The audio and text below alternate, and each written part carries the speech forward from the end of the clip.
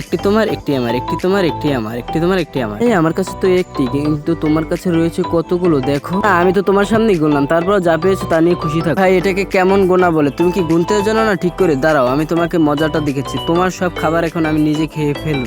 আমি তো ভাইয়ের সবগুলো খাবারই খেয়ে ফেলেছি। এখন কি করব? এই যে টিস্যু, এখন টিস্যুগুলোকে আমি ভালো করে পেঁচিয়ে তার উপর কমলা কালার রং করে দিলে হয়তো বা ভাইয়া বুঝতে পারবে না।